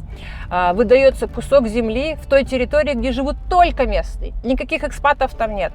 Выдается кредит $270 тысяч, и в течение примерно 2 лет строится жилье, да, то есть как бы ячейка общества обзаводится своим гнездышком. Там будет много мечетей, там не будет, естественно, никаких алкогольных магазинов, да, там будут магазины, в которых, чаще всего, скажем так, закупаются именно местные, у них есть свои любимые магазины, поэтому там будет их коммуна, и вот своим таким, скажем, узким кругом они будут жить. В торговых центрах они с нами где-то пересекутся, но на какие-то тусовки, массовки они все равно другие. Например, у моей дочки день рождения, да, она приглашает местных девочек. Дети никогда в жизни не ходили день рождения. Им по 12 лет, они говорят, мы первый раз в жизни пришли на день рождения. У нас это не признано, да, у нас это не принято, в исламе не празднуют дни рождения. То есть как бы здесь такие тусовки устраивают родители своим детям, да, взрослые дни рождения празднуют. У местных как этого не было, так этого и нету, да. Поэтому где-то чуть-чуть мы можем на них какое-то, да, влияние, скажем так. В плане, например, то, что дресс-код. Дресс-код у местных, допустим, я приехала 16 лет назад, и сейчас он очень сильно отличается, да. Мы говорим про женщин. Если бы вы приехали 16, 17, 20 лет назад, почти все местные женщины ходили с закрытым лицом. Никабы, да, когда видна только щелочка глаз. Нижнее белье в магазинах 20 лет, 25 лет назад не продавалось. Как это так? Трусы будут лежать на прилавке, да, их будет видно. Это же, позор, вы что? Сейчас, так как здесь много иностранцев, во-первых, сюда едут что? Охотницы за женихами, огромное количество женского населения. И если ты такая будешь вся скромная ходить, без косметики, с закрытым лицом, да, непонятно какая, печальная, на тебя сильно местные не будут смотреть. Есть конкуренция, бешеная конкуренция среди женщин. От итальянок, бразильянок до кореянок и так далее. Здесь есть все. Выбирай, кого хочешь. И женщины, скажем так, нескромные, как бы, да, которые показывают все свои прелести, цигель-цигель, аллилуйя, иди сюда, да, поэтому местным девушкам тоже приходится что? И косметику, да, и где-то открывают лица, и платок уже у нас спадает с головы, да, и, допустим, те же самые манжеты абайи, они у них теперь не застегиваются, а видно руку изящную, много я знаю, этих блестящих золотых браслетов. То есть в этом плане, да, вы можете увидеть, что страна потихоньку, женщины, да, они становятся в этом плане более светскими. Но как это у них было раньше, так и осталось. То есть, допустим, ты приходишь в гости к местным, они вместе не сидят. Мужчины и женщины в местных семьях вместе не сидят. Женщины уходят в свою часть, мужчины уходят в свою часть, да, у них маджлис называется эта часть дома. Женщины что? В этот момент снимет ту самую черную накидку, эту черную тряпочку, да, абаю. А там уже ты смотришь и брендики, и украшения, то есть как бы женщины перед женщинами могут похвастаться, да, кто что у кого есть. То есть как бы не думайте, что они ходят в черных абаях, несчастные, там никто ничего не покупает. Покупаются бренды. Есть достаток, у тебя и абая будет брендовая, и брендовые вещи. Мужчины идут в свою часть дома, да, и они будут разговаривать про политику, про машины, я знаю, про жен, про детей, свои темы будут затрагивать. То есть это как было, таки осталось. Свадьбы арабские. Это тоже как бы было 30 и 40 лет назад, так и осталось. Мальчики и девочки, да, как бы они не соприкасаются в этом плане. Отдельно мужчины гуляют, отдельно женщины. Школы. Отдельно женские классы, отдельно не классы, школы и отдельно мужские. То есть как бы у девочек нет возможности соприкасаться по большому счету с мальчиками. За порог дома она не выходит там без мамы, без сестры, без тетки, как бы, да. То есть один на один с мальчиками они оставаться не будут. Браки все равно до сих пор еще такие где-то договорные, да. Даже у обычного населения, то есть папа с мамой будут одобрять обязательно, за кого ты хочешь выходить замуж, да. Это осталось.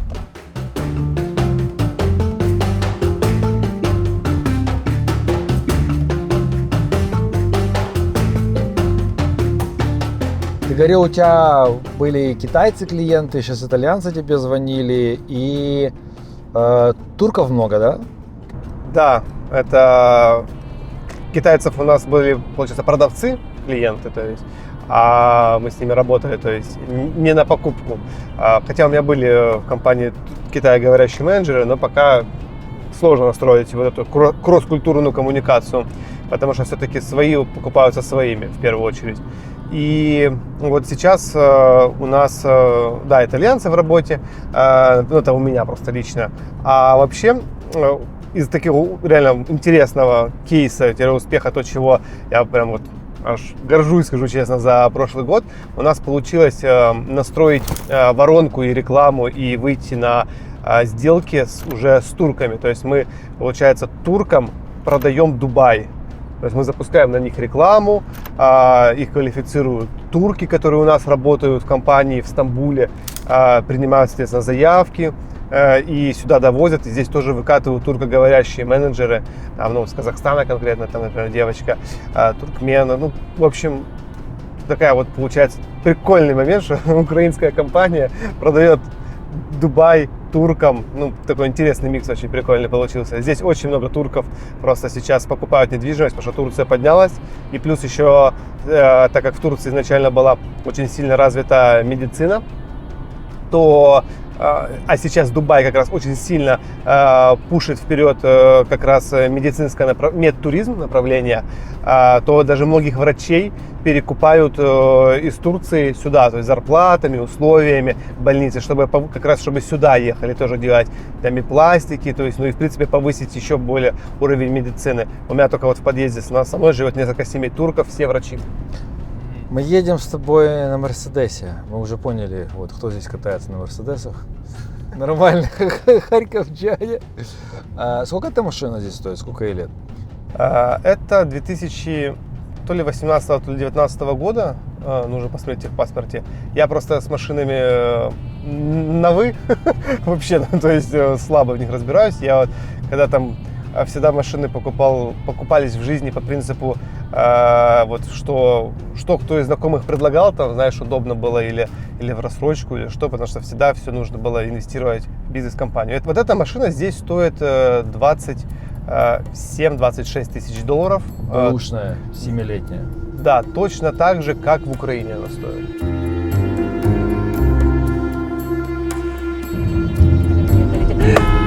Sorry. Вот он тебя подрезал, чуть аварии не было. Как здесь вообще водят? Слушай, мне нравится, как здесь водят, я тебе так скажу. Я получала свои права здесь, я начинала свое вождение здесь. Для меня в целом здесь хорошие правила. Здесь, ну, более-менее, как бы, я девочка, да, то есть я там не включаю этого быка, и там кричать, матюкаться я не буду. Ну, как бы, с кем не бывает. В целом очень адекватно водят. Дорогие штрафы. Дорогие штрафы – это то, что нас делает, ну, меня, по крайней мере, сделало законопослушный, да, и заставляет соблюдать, например, скоростной режим. У нас показывает на знаке 100 километров. Я могу ехать 120. 121 меня фотографирует камера, $160 минимальное превышение скорости. 2-3 как бы штрафа словил, ну, $500 просто так отдать не сильно хочется, да, ты поэтому думаешь, так буду ехать так, как надо. Либо там, допустим, парковка платная, да, ты ее не заплатил, если она стоит $1, ты заплатишь штраф $30. Хочешь заплатить? Не сильно, да? Или где-то ты будешь кого-то подрезать, или там где-то вклиниваться в линию. Если стоит полицейский и это увидел, смотри, в отличие от нашей страны, здесь никто не будет останавливать твою машину, говорить: сержант Пупкин, предъявите документики, да-да-да, подышите в трубочку. Здесь этого нет. Он увидел, этого достаточно. Здесь полиция как бы, да, не берет взятки. Здесь никто не приписывает лишних штрафов, поэтому то, что он увидел, этого достаточно, да, это вьется в базу, в полицейскую, и там максимум в течение 2 недель придет этот штраф.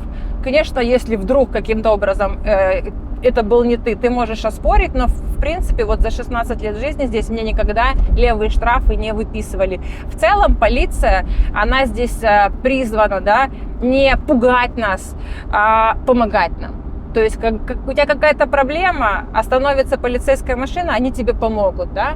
Вот. И когда ты женщина, в этой стране, женщина хорошо вообще быть, тебе могут на что-то закрыть глаза, да, спустить, потому что, ну, ты же женщина. Вот. Слава богу, что здесь нет равноправия. Для нас есть женские вагоны в метро, да, для нас есть женские такси, для нас есть женские дни на пляже, когда вас, мужчины, никто туда не пустит. То есть весь персонал на пляже, начиная от спасателей, до там муниципалитета, я знаю, охранников, да, охранниц, персонала в кафешках, это только женщины. И именно в эти дни, это понедельник и среда, да, у нас один такой пляж сейчас остался, местные мужья, например, разрешают своим женам, ну, девочкам, да, дочерям там и так далее, приходить на пляж. Там не будет ни одного мужчины. Женские спортклубы. Я раньше тоже в такой клуб ходила, когда ты мусульманка, у тебя там замотана голова, у тебя должно быть закрыто все, да, ну, там, прыгать, скакать, дышать, ну, не очень приятно. Поэтому ты приходишь в женский спортивный клуб, тренеры, ресепшн, только женщины. Ты зашла закутанная, разделась обычно, как бы, да, и занимаешься спортом. Ни один мужчина туда не зайдет. Это очень классно и удобно, вот, поэтому за это им большое спасибо, да. Женские дни, не женские дни, а женские отделения, например, в банках. А в процентном отношении в этой стране 30% женщин, да, правильно я говорю? На 3 девочки, на одну девочку 3 мальчиков. 1 к 3, да, не в процентном, а в таком вот. На одну девочку приходит 3 мальчика. Почему столько много мужчин? Рабочие со строек, уборщики, да, в основном это мужчины, доставщики там пиццы и так далее. Ну, такая низкоквалифицированная работа, рабочая сила. Поэтому женщин в целом нас гораздо меньше. Вот, если ты, допустим, идешь в банк, там толпа из мужиков, вот, лучше зайду вот в женское отделение, и меня там побыстрее обслужат. Раньше еще, допустим, 10-12 лет назад, когда не было вот этих всех онлайн, да, приложений, ты приходишь, например, платить за коммунальные услуги, толпа 100 мужиков, и ты. Никогда в очередь я не становилась. Я просто стану, чтобы меня увидел кассир. Он вот так вот показывал: отойди, разойдись. Вот, женщин показывал вот так вот: подходи сюда, вот, и тебя обслужат без очереди. Поэтому быть женщиной в этой стране – это большая радость, скажем так.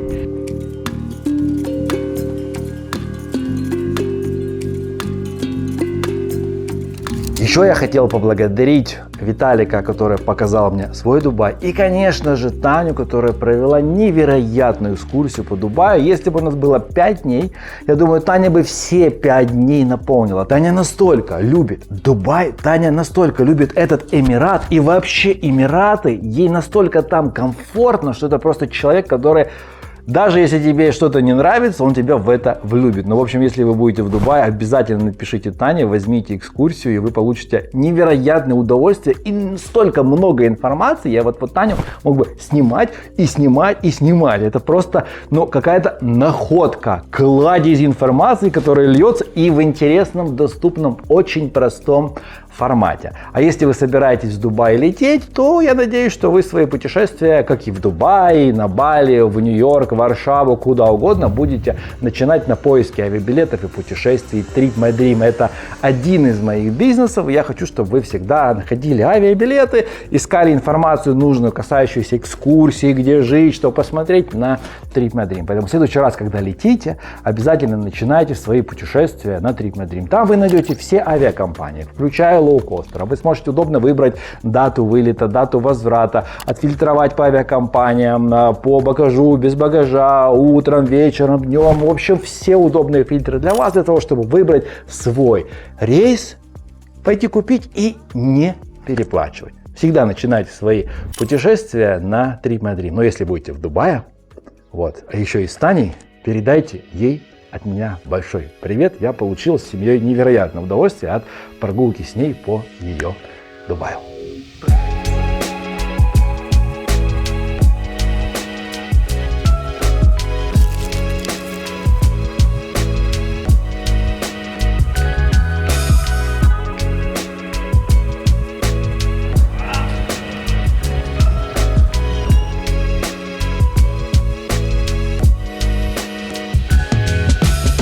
Мы до контраста заехали в Дубай-Марину, я ее еще раз посмотрел. Ну, очень приятное место. Водичка, яхты, дорогая жизнь. А потом ты мне говоришь: Андрей, надо этот Дубай-Хиллз.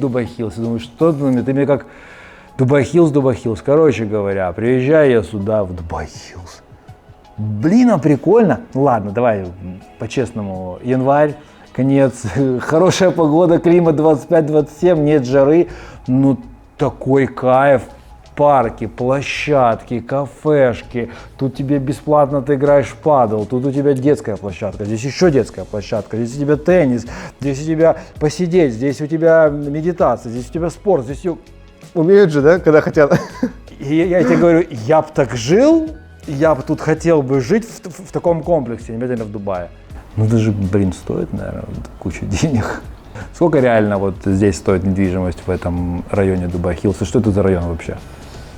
Дубай-Хиллз – это район, спроектированный полностью застройщиком Эмар, который взял огромный пласт земли и расчертил сразу вот именно такой целый район, где предусмотрел сразу школы, там детские сады, больницы, офисные центры, молл, парк и, естественно, жилую застройку.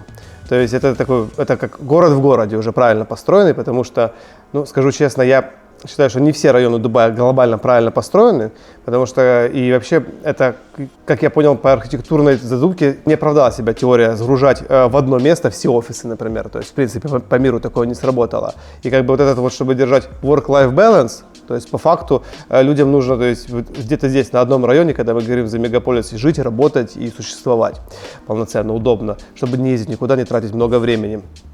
Здесь основное притяжением этого точки, кроме зеленого парка, тут есть внутренние дороги, где можно неспешно пройтись там, от кофейни к кофейне, там, встретиться с соседями, сходить на завтрак. То есть очень такой привычный, похожий на, там, не знаю, на харьковско-киевский какой-то определенный вайб. Здесь еще есть преимущество, что очень много вилловой застройки, именно частных домов, и поэтому конкретно этот район, он по сравнению с некоторыми еще не так сильно перегружен, в принципе, количеством людей, потому что большую часть территории занимают виллы.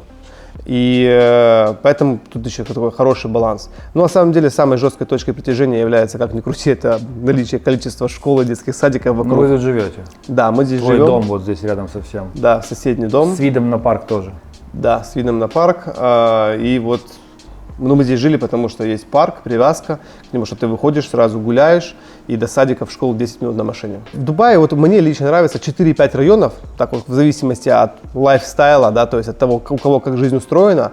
Но вот этот район, он оказался, если убрать критерии вода и вид на воду, по всем остальным показателям очень усредненный. Здесь, если не в час пик, любая точка 25 минут примерно на машине. То есть, поэтому это, в принципе, удобно. То есть это, если посмотреть на карту, даже географический центр. Но это не единственный район, конечно, Дубая, который пользуется действительно спросом на постоянную жизнь. Потому что если мы говорим, что там очень много строят, кто здесь будет жить, стандартная вот та ситуация про Дубай, тут, конечно, от района к району может очень сильно разниться история. Сколько у вас квадратных метров, сколько спален, сколько вы платите в месяц? У нас где-то 85 чистыми. Вот. Это 2-бедрум квартира по-нашему, там трехкомнатная, то есть кухня, студия и 2 спальни с 3 санузлами. Как здесь, либо меньше? Как здесь, где мы в этой квартире находимся, но эта квартира больше. Здесь внутренняя 120 метров. То есть это как другого уровня чуть-чуть квартира, дом сам по себе, более премиальный считается. Мы платим около $40 000 в год аренда, плюс... Чуть больше $3 000 в месяц. Да, это пустая квартира сдаются, здесь квартиры все сдаются в основном пустые, И без ты должен мебели. купить мебель, кондер и все остальное? Кондеры входят в стоимость от застройщика, и ты, кстати, за них не платишь в Эмаре. Это одно из преимуществ. Как ты понимаешь, когда здесь больше, чем полгода стоит реальная жара, и ты без кондера не можешь, без охлаждения, то это может тоже быть круглая сумма, то есть набегать. Отдельно ты платишь за свет, воду, газ, интернет и мобильный, естественно. Сколько это стоит? Свет, вода, газ, кроме мобильных, стоит вот на нашу квартиру примерно $300. Короче говоря, $4000 в среднем со всеми остальными utilities у тебя стоит Да. здесь квартира. Сколько эта квартира может реально сдаваться, например? За вот эту квартиру, в которой мы сейчас сидим, уже есть 2 предложения в аренду, которые хотят снять за $100 000 в год. $100 000, ничего себе. Чуть-чуть меньше, если быть точным. $8000 в месяц. 9. $9000 Да. в месяц. Сколько стоит эта квартира реально? В долларе где-то 1 270 000, 250 000, где-то так. То есть здесь дефицит квартир с ремонтами в этом районе. И еще в других. Так дома же новые, здесь все классные элитные дома, все так круто, красиво выглядит. Ты понимаешь, оно выглядит со стороны круто, но Эмар, тут конкретно нужно еще понять, что когда мы говорим не забрендированный дом, может быть, слышал такие дома, там, Адрес, вот там на Дубай-Марин, с этой дыркой вот этой вот, там заходишь, и там уже другой уровень. То есть тут зависит от уровня. То есть это конкретно Эмар построил по факту спальный район. То есть где дома со стороны по-нашему смотрятся реально прикольно, классно, с подсветочкой, с инфраструктурой, со всеми делами, но внутрянка мега обычная. И 5 лет, скажу честно, хватило уже для того, чтобы квартира истощилась. Вот, морально уже и всему, по всем параметрам. То есть. Вы тут ремонт делали? Да, мы поменяли кухню полностью, мы положили на плитку это кварц-винил, перекрасили полностью стены, мы заменили здесь все, кроме там чуть-чуть плитки оставили старой. Все остальное это все новое. То есть, потому что сейчас уже клиент, покупая, когда ценник в Дубае так сильно поднялся, и без ремонта такую квартиру стоит купить все равно около $1 миллиона со всеми расходниками. Чистый под аренду, вот сейчас даже если когда покупатель покупает под аренду, с готовым арендатором, которого мы находим, мы специально так делаем, то есть находим арендатора. Сколько? 7,2 получается, со всеми расходниками. Это с вычетом налогов, которые будешь платить? Это с вычетом вообще всего. Это самый чистый, который ты кладешь в карман в фиксированной валюте от аренды. Это нормально. Да. А у нас есть кейсы и по 9. К бытовым вопросам. Стоимость жизни реально в Дубае. Продукты реально это 1000-1200 на всех. Продукты тоже нужно знать, то есть каждым местом нужно уметь пользоваться, ассимилироваться, то есть и понять, где ты переплачиваешь, где не переплачиваешь. Мы сейчас находимся, к примеру, в Дубае-Хиллсе, где стоимость кофе, чашки кофе, может разиться от 5 дирхам до 35 дирхам. Короче говоря, вам 1010 надо, я так думаю. Где-то так. Про медицину, да, мы не затронули этот момент, кстати говоря. Кажется, там Дубай дорого, частная медицина дорого. Есть больницы за прием просто я дешевле не находил, и я туда ездил, специально проверял. $30 за прием. Я не знаю, сколько в Киеве стоит прием в частной больнице. Где-то так же, наверное, разные. Смотря какому доктору, смотря какой больнице. Вот, здесь точно так же. Здесь есть от 30 до 250. Выбирайте, ищите.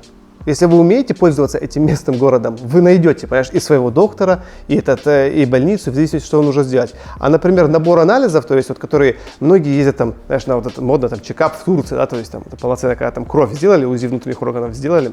Здесь есть крупные сетки аптек, которые еще и клиники пооткрывали.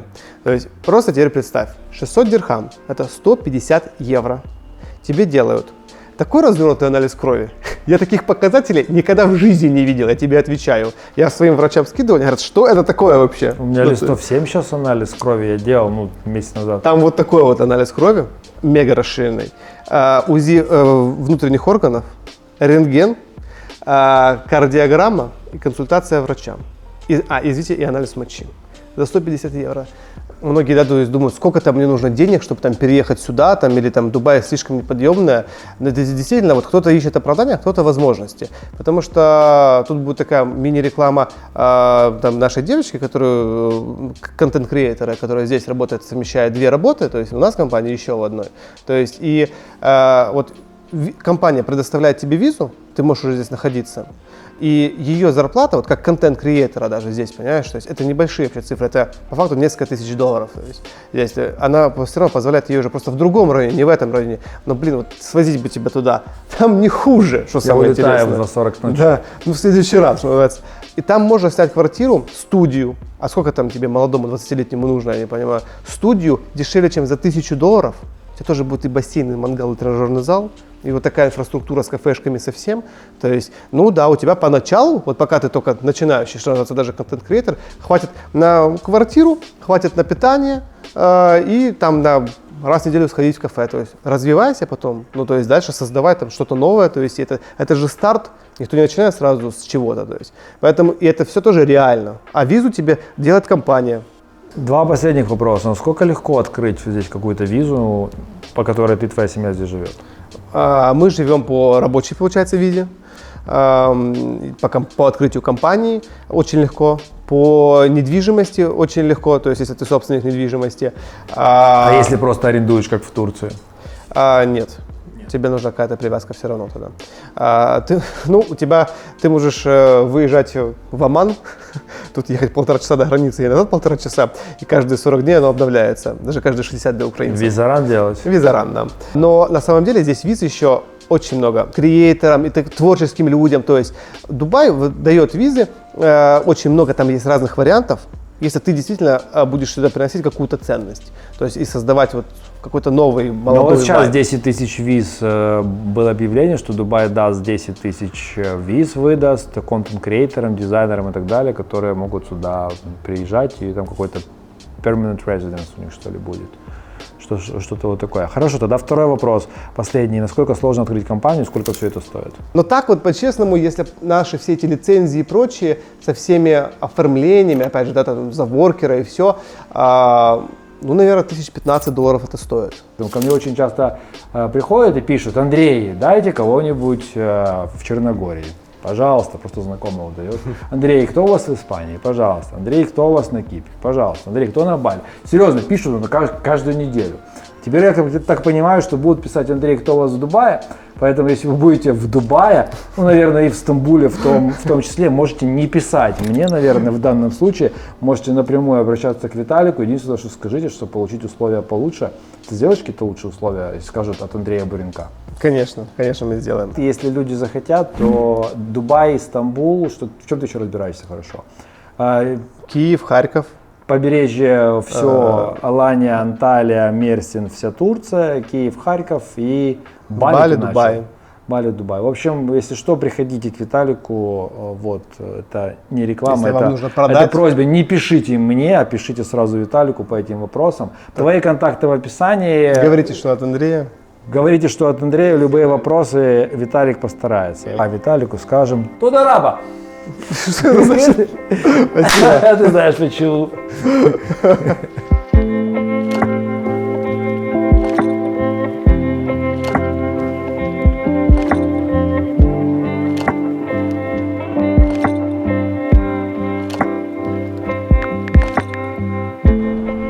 Ну что, на закат успели? Да. Пальму посмотрели чуть-чуть. Здесь, конечно, как говорит мой товарищ из Португалии, живут дохерархи, наверное, да? Есть миллионеры, миллиардеры, олигархи и дохерархи. Да, это именно про этот район. Все верно. Но это же все искусственное, правильно или нет? Это все искусственно, но это не уменьшает ценности этого района. То есть береговая линия это небольшая у Дубая природная, она буквально 70 километров. И в какой-то момент она закончилась. А поток людей, которые ехали дохерархи, да, с деньгами и везли их сюда, их было много. Здесь безопасно, да, наверное, самый большой жирный плюс этой страны – это безопасность. Вы, я думаю, что это почувствовали. Ходить ночью по безлюдным паркам легко. Ходить, ты видел, я хожу с рюкзаком открытым старой части, у меня может там пачка денег торчать, да, я не боюсь, никто не вытащит. Я не призываю это делать, но тем не менее я не переживаю. Здесь внутри всегда безопасно и легко, да, ты на релаксе живешь. Люди хотели жить с видом на водичку, не где-нибудь в пустыне, да, поэтому в голове нашего гениального шейха родилась идея, а почему бы и да, А почему бы не насыпать эти искусственные острова, добавить береговой линии, создать землю для того, чтобы строить отели, квартиры, да, и виллы. Идея была, ну, такая вот непонятно, провальная, не провальная. Очень многие отнеслись к этому скептицизмом, да, потому что тогда еще Дубай был не тот Дубай, который его сейчас знают. Только-только все начиналось. За 3 суток, за 72 часа 4000 жилых единиц, это 2500 квартир, 1500 вилл, разлетелись просто как горячие пирожки. Спрос на Пальме всегда превышает предложение. У меня есть как бы, да, клиенты, которые приезжают и говорят: а вот мы, или вот наши знакомые, был 2008 год, да, переломный. Страшно было. И люди сливали недвижимость. Кто не рискует, тот не пьет шампанского. Те люди, у которых рука не дрогнула, да, и которые не слили свою недвижимость, они остались в огромном жирном плюсе. 500 тысяч на начальном старте, и сейчас, ну, минимум 6, 7, 8 миллионов – это то, что стоят виллы здесь на Пальме, да, поэтому красиво жить не запретишь.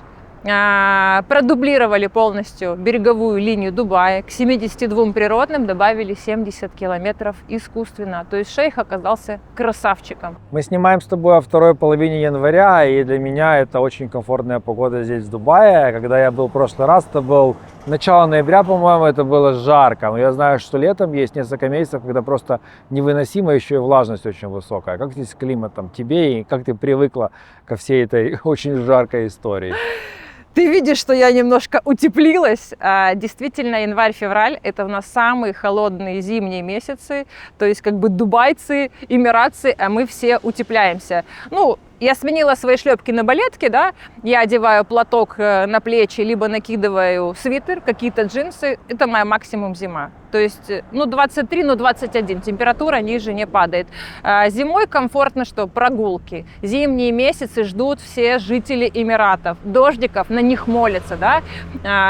Выходят, есть вот в этом году тоже у нас была молитва специальная для дождя, да, когда президент страны объявляет: вся страна завтра в такое-то время выходит в мечети, и мы будем молиться, чтобы пошел дождь. Потому что, например, с прошлого апреля, да, у нас не было ни одного дождливого дня. То есть как бы такие моменты, они тоже имеют место быть. Конец октября, наверное, середина мая, да, это такой очень комфортный сезон, когда здесь классно купаться, загорать, прогулки, да, это все имеет место быть. И дальше температура начинает набирать такие жесткие обороты, июль-август. Ну, этот год и прошлый 50-52. Это те максимумы, которые за 16 лет жизни я видела. Выше температура не поднимается. То есть вот эти вот сказки, что было 65, расплавили светофоры, это сказки из интернета. Больше 52 здесь температуры не повышаются. Страна состоит из 7 арабских эмиратов. Проведем такую параллель и аналогию, чтобы было понятно, да, это как штаты, либо губернии, да, либо области. Во главе каждого эмирата есть своя правящая династия, свои шейхи. То есть они где-то уже родственники, но в целом это независимые династии. В 2 эмиратах у нас правят родственники, а все остальные это независимые семьи. Во главе каждого эмирата стоит свой главный шейх. Ну, как там мэр, да, либо как там губернатор, такого плана.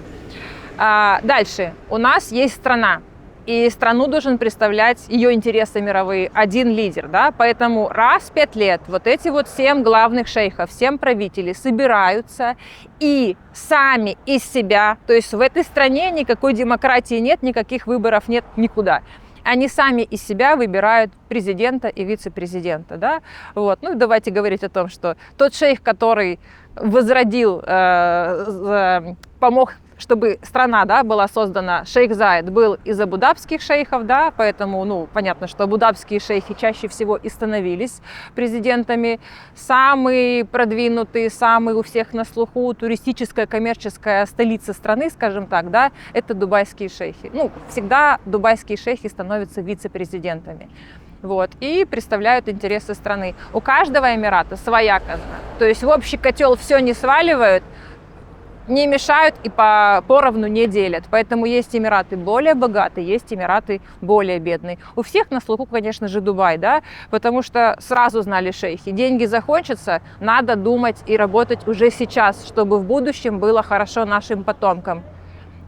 Эмират Дубай самый богатый. То есть вся нефть, 97% запасов нефти в Абу-Даби. Если мы говорим в целом про страну, страна у нас нефтяная, да, в целом. Вот. Но если мы будем говорить конкретно по каждому Эмирату, то Дубай не нефтяной Эмират. То есть здесь живут за счет туризма, да, здесь живут за счет продажи той же самой недвижимости, потому что самые крупные, самые успешные компании строительные принадлежат нашим шейхам. Да. От каждой недвижимости в земельный департамент капает 4%. Да. Суммы как бы тут приличные. Шикарные условия для ведения бизнеса, да, очень низкое налоговое обложение, ну, более-менее прозрачность, да, вот, поэтому это те факторы, которые сюда привлекают людей. Бытовые вопросы, медицина, образование и вообще стоимость жизни. Ты моей жене сказала, что мне бы здесь нужно было моей семье так нормально более-менее жить, комфортно, $1020 в месяц.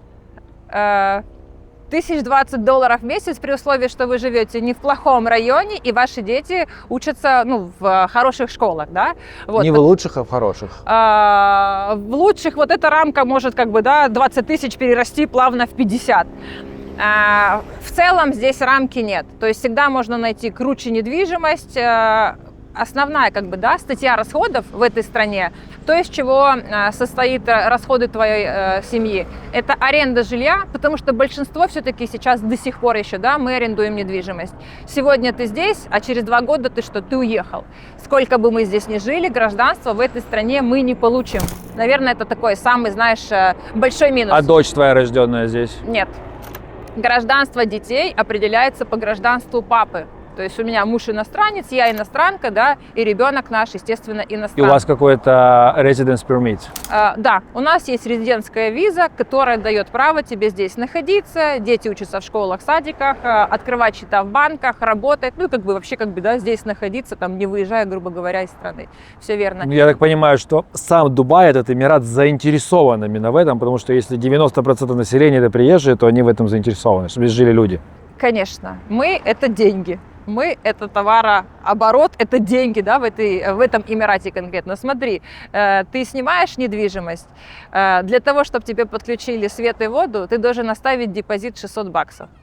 Население 3,6 миллиона. Сколько людей оставили эти денежки, да, вот там вот в депозите, и они там лежат, кто что с ними делает, да, это просто как пример. Ты открываешь визу, порядка $1000 ты за каждого сотрудника кладешь депозит. А здесь есть правило, что в компании должно быть условно там 1, 5, 10% местного населения? В маленьких компаниях нет, в крупных компаниях 1% действительно должны быть местные арабы. И они должны получать, да, смотри, у них есть минимальные заработные платы. Студент местный, который закончил школу, ну или школьник, да, закончив 12 классов образования, минимум будет получать $2700, 10 тысяч дирхам в нашем эквиваленте. Ты живешь с папой, с мамой, они тебя кормят, поят, да, и ты как бы ходишь, ничего, естественно, не зная после школы, ты ходишь на работу. Например, ты устроился в частную фирму, да, и тебе предложили... Это чистыми? Это чистыми. У нас нет налогов, у нас нет подоходов. $2700? 2700. После школы? После школы. У нас нет подоходных, пенсионных. Но это местные. Это только местных, которых миллион. Понятно, что пойдет другая национальность, ну там 400, 500, 700, дай бог, чтобы ты получал. Допустим, тебе компания предложила $1500, да? Ты сказал, окей, государство субсидирует, и тебе вот эти недостающие 1200, чтобы 2700, оно тебе будет доплачивать. 2700? Местному? Местному. У тебя дочка школу заканчивает? 8 класс. Еще 4 года. Еще 4 года. Как в школе? Вы в местной школе или в частной? Мы учимся в местной школе. Это единственный ребенок на всю школу, который иностранец, да, потому что моя дочка учится в женской школе. У местных женщины, девочки учатся отдельно, мальчики учатся отдельно. У нее как бы этот бонус всего лишь по той простой причине, что ее папа педагог в государственной школе. Все остальные иностранцы, вот те 90%, учатся только в частных школах. Уровень образования можно правду говорить или мы пропустим? в частных школах лучше. В частных школах, поговорим о частных школах. Да, в частных школах лучше. Но в государственных бесплатно, и в государственных бонус моего ребенка, у нее шикарный арабский язык. Она разговаривает с местным диалектом, читает, пишет, как бы, да, то есть это для меня жирный плюс. Если я сюда приехал как иностранец, хочу здесь найти работу, насколько мне сложно будет легализироваться? Сейчас, нужно сделать? Сейчас легко приехать, открыть фирму, либо получить лицензию фрилансера здесь очень легко. Единственное, что тебе надо, это привезти чемоданчик с денежкой, который тебе будет помогать на первое время. Если у тебя есть креативные идеи, если ты профессионал своего дела, если ты упорный, как бы, да, и не привык сдаваться, то тебя здесь, скорее всего, ждут великие дела. Это страна, где можно с нуля подняться до небес.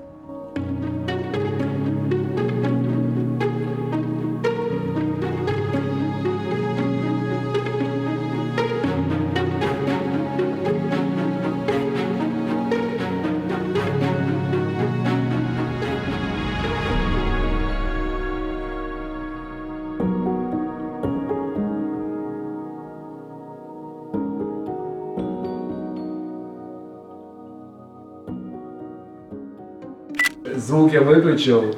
Да, привет. Да. Квартиру эту продали уже, все. Ты говоришь 4,4? Все, отлично. Все? Да. Продал? Продали квартиру эту? Ладно. И вот тоже... А знаешь почему? Потому что ты приехал.